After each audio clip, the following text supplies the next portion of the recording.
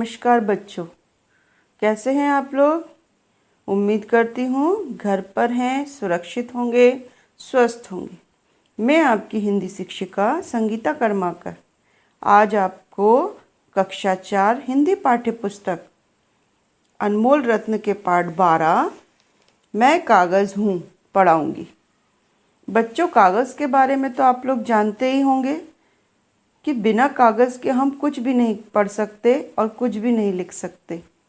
तो पाठ को पढ़ने से पहले मैं आपको कागज़ के बारे में कुछ चीज़ें बताना चाहती हूँ।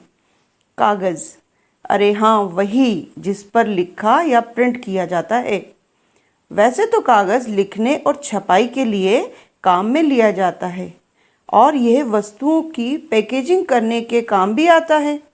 रोज़ आप कागज़ का इतना उपयोग करते हैं, लेकिन क्या कभी सोचा है कि आखिर ये आता कहाँ से है और बनता कैसे है? आपको बता दें, वैसे तो कागज़ लकड़ी, घास, बाँस से बनाए जाते हैं। तो चलिए अब हम पाठ को पढ़ना शुरू करते हैं। पाठ 12 मैं कागज़ हूँ। इस पाठ में कागज़ ने अपने इतिहास को स्वयं कहा है, अपने बारे में स्वयं बताया है। तो चलिए शुरू करते। मैं कागज़ हूँ। आज से लगभग 2000 वर्ष पहले मेरा जन्म हुआ था। उससे पहले लोग तरह तरह की चीज़ों पर लिखते थे, जैसे ईंट, चमड़ा, पेड़ की छाल, पत्ते, लकड़ी आदि। मिस्र के लोग इस काम के लिए पेपिरस नामक पौधे का प्रयोग करते थे, इसलिए बाद में मेरा नाम पेपर भी पड़ा। तो कागज़ अपने बारे में बता रहा है कि उसका जन्म 2000 वर्ष पहले हुआ था। इसके जन्म से पहले लोग ईंट, चमड़ा, पेड़ की छाल, पत्ते, लकड़ी आदि पर लिखते थे। मिस्र के लोग जो हैं वो पेपिरस नामक पौधे का प्रयोग करते थे, इसलिए इसका एक नाम पेपर भी पड़ गया। चीन में साइलून नामक व्यक्ति रहता था। वह एक दिन लकड़ी को काटकर उसे सपाट कर रहा था। उसने गौर किया कि लकड़ी में एक प्रकार के रेशे होते हैं। साइलून को लगा कि इन रेशों की लुगदी से ऐसी चीज़ बनाई जा सकती है जिस पर लिखा जा सके। बस वह जुट गया तरह तरह के प्रयोग करने में। अंत में उसने बहुत परिश्रम के बाद मुझे जन्म देने में सफल हो गया। चीन में साइलून नामक व्यक्ति लकड़ी को काटकर सपाट कर रहा था। तब उसे लगा कि लकड़ी के रेशों की लुगदी से ऐसी चीज़ बनाई जा सकती है जिस पर लिखा जा सकता है। कई तरह के प्रयोग किए और आखिर में मेरा जन्म हुआ। साइलून ने मुझे जिस रूप में जन्म दिया था वह मेरे आज के रूप जितना बढ़िया नहीं था, ना ही मुझे बनाने की उसकी विधि बहुत बढ़िया थी। किंतु आज भी जिस विधि से मुझे बनाया जाता है उसका मूल जन्मदाता साइलून ही था। पहले जिस तरह से मुझे बनाया गया था मेरा रूप बहुत अच्छा नहीं था, लेकिन आज आधुनिक रूप जो है वो मेरा बहुत अच्छा है। लेकिन मुझे जिस विधि से बनाया जाता है उसका मूल जन्मदाता साइलून ही था। तो बच्चों, अभी आप लोग ध्यान से सुनिएगा कि कागज़ को किस तरह से बनाया जाता है। मुझे बनाने वाले रेशों को सेल्यूलोज कहते हैं। वैसे तो सेल्यूलोज सभी पेड़ पौधों में पाया जाता है, किंतु मुझे बनाने के लिए अधिकतर चीड़, देवदार और स्प्रूस आदि पेड़ों की लकड़ी का प्रयोग किया जाता है। इसके अतिरिक्त फटे पुराने कपड़ों के रेशों से भी मुझे बनाया जाता है। यह नरम किस्म का होता है। तो बच्चों, कागज़ को बनाने के लिए पेड़ पौधों में पाए जाने वाले रेशों यानी सेल्यूलोज से बनाया जाता है। कागज़ को अधिकतर चीड़, देवदार और स्प्रूस आदि पेड़ों की लकड़ी से बनाया जाता है और फटे पुराने कपड़ों के रेशों से भी इसे बनाते हैं। यह नरम होता है। मुझे बनाने के लिए पहले लकड़ी के बड़े बड़े लट्ठों को काटा और छीला जाता है। उसमें पानी मिलाकर आग पर उसकी लुगदी तैयार की जाती है।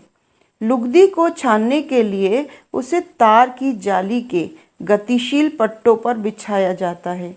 छनी लुगदी को दबाकर कागज़ की परत बनाते हैं। फिर कागज़ की रील बनती है। मोटे तौर पर यही है मुझे बनाने की विधि। तो बच्चों, कागज़ को बनाने के लिए लकड़ी के बड़े बड़े लट्ठों को काटकर छीला जाता है। उसमें पानी मिलाकर आग पर उसकी लुगदी यानी कि पिसी हुई चीज़ का गोला को तार की जाली में चलने वाले पट्टों पर बिछाते हैं। फिर छनी हुई लुगदी को दबाकर कागज़ की परत बनाते हैं।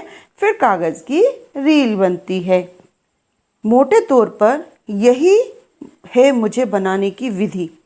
अलग अलग किस्म के कागज़ बनाने में कई तरह के रसायन काम में लाए जाते हैं। आजकल यह सारा काम मशीनों द्वारा होता है। जिस फैक्ट्री में यह काम किया जाता है उसे पेपर मिल कहते हैं। जहाँ पर पेपर बनता है उसे क्या कहते हैं? पेपर मिल। साइलून ने जो कागज़ बनाया था वह मोटा और खुरदुरा था, किंतु आजकल कई प्रकार का कागज़ बनाया जाता है। मोटा, पतला, चिकना, खुरदुरा, सफ़ेद, रंग बिरंगा, सादा, दानेदार, चमकीला, पारदर्शी आदि। साइलून ने जो कागज़ बनाया था वो कैसा था? मोटा और खुरदुरा। लेकिन आजकल जो कागज़ बनाया जाता है वो कई तरह का होता है। मोटा, पतला, चिकना, खुरदुरा, सफ़ेद, रंग बिरंगा, सादा, दानेदार, चमकीला, पारदर्शी आदि। छापे खाने के आविष्कार के साथ संसार में मेरी मांग बहुत बढ़ गई है। लाखों समाचार पत्र, पत्रिकाएं, पुस्तकें, फॉर्म, चिट्ठी भेजने वाले लिफाफे, पोस्ट कार्ड सब मुझसे ही बनते हैं। यही नहीं, आजकल मेरा उपयोग अन्य वस्तुएं बनाने में भी किया जाता है, जैसे मोटे कागज़ के थैले, गत्ते के डिब्बे, लैम्पशेड, पतंगे, पेपर प्लेट, करेंसी नोट आदि। तो छापे खाने के आविष्कार के साथ ही मेरी मांग जो है वो और भी बढ़ गई है। लाखों समाचार पत्र, पत्रिकाएं, पुस्तकें, फॉर्म, चिट्ठी, लिफाफे, पोस्ट कार्ड, ये सारी चीज़ें किससे बनती हैं? कागज़ से ही बनती हैं। और दूसरी वस्तुएं भी बनती हैं, जैसे मोटे कागज़ के थैले, गत्ते के डिब्बे, लैम्पशेड, पतंगे, पेपर प्लेट, करेंसी नोट आदि। संसार की उन्नति में मेरा बहुत बड़ा योगदान है, किंतु मेरे कारण बहुत सी समस्याएं भी हैं। संसार के करोड़ों लोगों में मेरी भारी मांग को पूरा करने के लिए हर वर्ष लाखों पेड़ काटे जाते हैं, जिससे वनों का नाश होता है। लोग मुझे फाड़कर इधर उधर फेंकते हैं, जिससे प्रदूषण होता है। अब लोगों ने इन समस्याओं के कुछ हल ढूंढ निकाले हैं। जिस तरह से संसार की उन्नति में मेरा योगदान है, उसी तरह से बहुत सारी समस्याएं भी हैं। संसार के करोड़ों लोगों में मेरी भारी मांग है, मतलब मेरी बहुत ज़्यादा मांग है, लेकिन मुझे बनाने के लिए लाखों पेड़ काटे जाते हैं और वनों के नाश होते हैं। मुझे फाड़कर लोग इधर उधर फेंकते हैं, जिससे कि प्रदूषण होता है। अब लोगों ने इसके लिए कुछ हल ढूंढ निकाले हैं। सबसे पहला तो यह है कि जहाँ तक हो सके मेरा उपयोग कम किया जाए। इसमें सबसे बड़ी सहायता कंप्यूटर ने की है। पहले जो दस्तावेज़, मोटी मोटी किताबें और फाइलें आदि कागज़ पर तैयार होती थी, वे अब कंप्यूटर पर आसानी से सुरक्षित हो जाती हैं। पहले मेरा उपयोग बहुत ज़्यादा होता था, लेकिन कंप्यूटर के कारण मेरे उपयोग में कमी आई है। इससे भी अधिक महत्वपूर्ण बात यह है कि एक बार मेरा उपयोग कर लेने के बाद मुझे फेंक ना दिया जाए। फेंकने के स्थान पर उसकी फिर से लुगदी बनाकर मुझे दोबारा बनाया जाए। इसे रिसाइकलिंग या पुनर्निर्माण कहते हैं। मुझे दोबारा बनाने की प्रोसेस या क्रिया को क्या कहा जाता है? पुनर्निर्माण या रिसाइकलिंग। पश्चिमी देशों में इस विधि का बहुत चलन है। इस विधि द्वारा बनाया गया मेरा रूप निम्न किस्म का होता है, किंतु ये सस्ता होता है। इससे मेरी बचत होती है। ये थैले चार्ट पेपर आदि बनाने के काम आता है। आप सबको चाहिए कि मेरा व्यर्थ उपयोग ना करें, अपने वनों को कटने से बचाएं, धरती को प्रदूषण से बचाएं। तो बच्चों, हमें कागज़ का व्यर्थ उपयोग नहीं करना चाहिए, क्योंकि कागज़ बनाने के लिए लाखों पेड़ों को काटा जाता है। हमें पेड़ों को, वनों को बचाना है, ना कि काटना है, और पेड़ लगाने हैं, हरियाली को बढ़ाना है।